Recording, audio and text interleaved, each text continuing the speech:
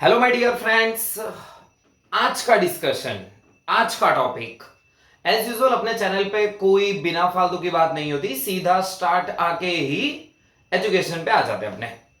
तो आज का एक सिंपल सा डिफरेंस है, difference between wholesale banking and retail banking. हम लोगों को पता है, एज अ कॉमर्स स्टूडेंट पता है कि मार्केट में बैंक जो होते हैं उसको हम दो टाइप में क्लासिफाइड कर सकते हैं। एक होता है रिटेल बैंकिंग, एक होता है होलसेल बैंकिंग।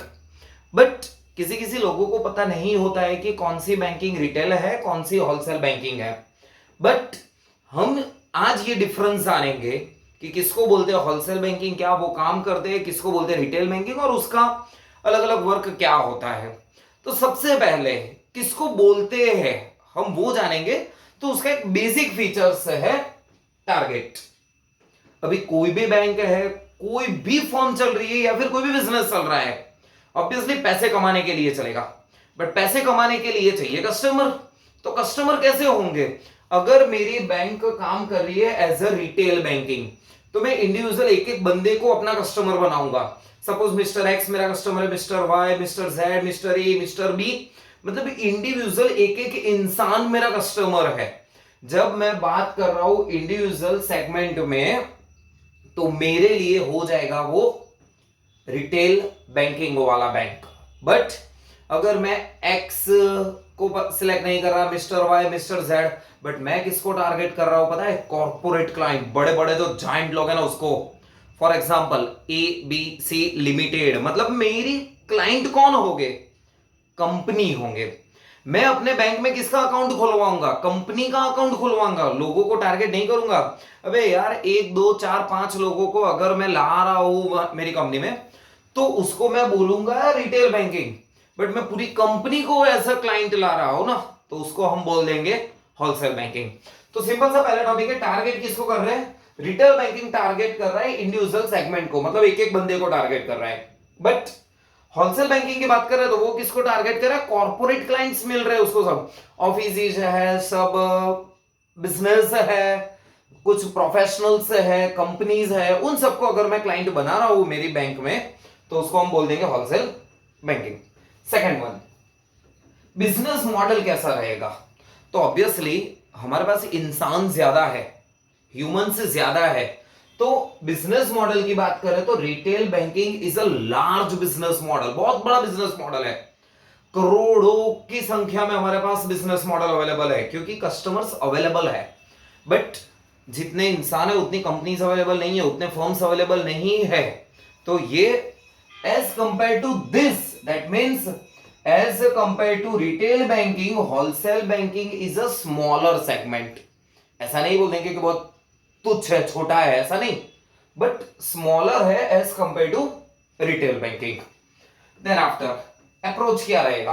अप्रोच मतलब काम कैसे करेंगे? अगर मैं वर्क कर रहा हूं एज ए रिटेल बैंकिंग, तो मैं बिजनेस के लिए किसके पीछे भागूंगा पता है? सीधा कस्टमर के पीछे।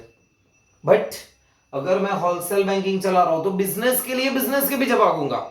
सिंपल अंडरस्टैंडिंग है बच्चों। अगर मैं इंडिविजुअल पकड़ रहा हूं तो वो कस्टमर है, बट मैं मेरे बिजनेस के लिए किसी बिजनेस को मैं ला रहा हूं, तो उसको हम क्या बोल देंगे? Business to business. तो यहां पे अप्रोच क्या हो गया? बिजनेस करने के लिए हम कस्टमर के पास आते हैं in retail banking, but business करने के लिए अगर मैं बिजनेस को ही सिलेक्ट कर रहा हूं ना, तो उससे बोलेंगे हम wholesale banking. Then after ticket size. Now what is ticket size? Sir movie देखना थोड़ी जा रहे हैं तो टिकट साइज नहीं। टिकट साइज मतलब बच्चों यहां पे लोन अमाउंट। अगर लोन अमाउंट रिटेल बैंकिंग में देखने जाए तो बहुत छोटी छोटी होगी। मैं एक इंसान हूं, आप लोग भी एक इंसान हो, आपको लोन चाहिए तो 50,000, 1 लाख, 2 लाख, 5 लाख, 10 लाख, 50 लाख, 1 करोड़, 2 करोड़, 5 करोड़ तक इनफ सर, इतनी लोन चाहिए। तो यहां पे टिकट साइज क्या है? कम है। लोन की जो अमाउंट है ना वो बहुत कम है। बट जब देखने जाए कॉर्पोरेट बैंकिंग में, जिसको हम होलसेल बैंक बोलते हैं, होलसेल बैंकिंग में लोन अमाउंट बहुत बड़ी होती है।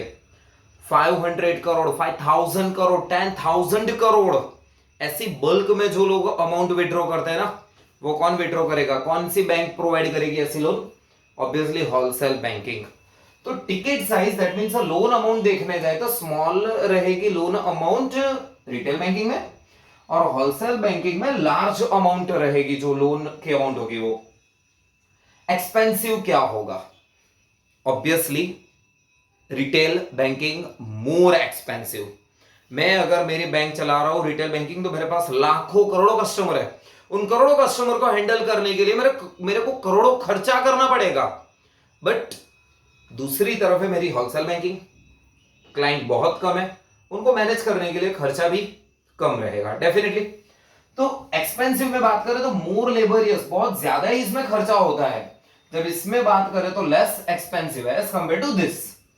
देन आफ्टर रिस्क किसमें रहेगा? अगर मैं रिटेल बैंकिंग कर रहा हूं ना, तो मेरे को रिस्क बहुत ही कम रहेगा। क्यों? क्योंकि लोन मैं बहुत कम अमाउंट से दे रहा हूं, 1 करोड़ 2 करोड़ 5 करोड़ की दे रहा हूं। अगर एक आध कस्टमर अगर नहीं पेमेंट कर रहा है, डिफॉल्टर हो भी गया ना, तो फर्क नहीं पड़ता मेरे को।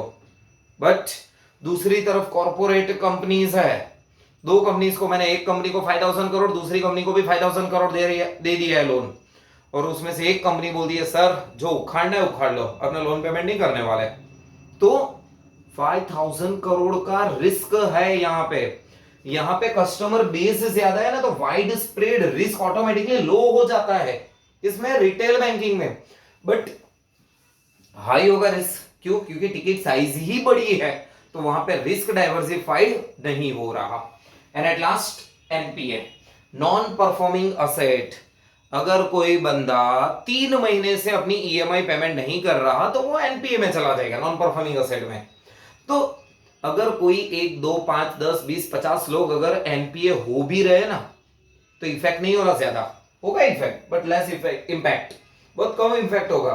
बट सर सोच कर ही डर लगता है कि सामने 2 कस्टमर है सर, एक कस्टमर भी अगर अपनी 3 ईएमआई नहीं भर रहा ना, तो सीधा एनपीए में जाएगा, तो वो बहुत बड़ा इफेक्ट करेगा हमको। तो वहां पे मोर इंपैक्ट हो रहा है। तो दोबारा स्पीडली रिवाइज कर देते हैं। टारगेट इंडिविजुअल सेगमेंट पे जा रहे हैं mister X, mister Y, mister Z. Corporate client पे जा रहे हैं XYZ limited, ABC limited, P limited, Q limited पे। बिजनेस मॉडल क्या है? लार्ज, बहुत बड़ा बिजनेस है, स्मॉलर है as compare to retail banking. Approach क्या है? बिजनेस के लिए कस्टमर के पास जा रहे हैं रिटेल बैंकिंग, बिजनेस के लिए बिजनेस के पास जा रहे हैं wholesale banking. Ticket size ticket size देखे तो, मतलब लोन अमाउंट देखे तो स्मॉल अमाउंट, बहुत छोटी छोटी अमाउंट होती है सर। 1 करोड़ छोटी अमाउंट है, यस। दुनिया में करोड़ों रुपए है, करोड़ों रुपए के सामने 1 रुपया बहुत, 1 करोड़ बहुत छोटी अमाउंट है। तो यहाँ पे स्मॉल साइज हो गई, वहां पे लार्ज अमाउंट होती है लोन की। एक्सपेंसिव, जितने ज्यादा कस्टमर उतना ज्यादा expense, more laborious less expensive. Risk well diversified हो जाएगा, बिकॉज रिस्क ऑटोमेटिकली डिवाइड हो जाएगा बिटवीन नंबर ऑफ कस्टमर, और वो भी वहां पे जहां पे लोन की अमाउंट छोटी है और कस्टमर बहुत सारे हैं, तो ऑब्वियसली रिस्क डाइवर्सिफाइड हो रहा है, रिस्क लो हो रहा है। बट यहाँ पे बहुत हाई रिस्क हो रहा है, कम कस्टमर है और बहुत बड़ी अमाउंट अपने लोन प्रोवाइड करके रखी है। NPA non performing asset, less impact, बहुत ही कम इंपैक्ट करेगा। मैंने अभी बोला आपको, अगर 20 40 50 लोग भी अगर पेमेंट नहीं कर रहे ना, तो कंपनी को फर्क नहीं पड़ने वाला, बैंक को फर्क नहीं पड़ने वाला एनपीए से।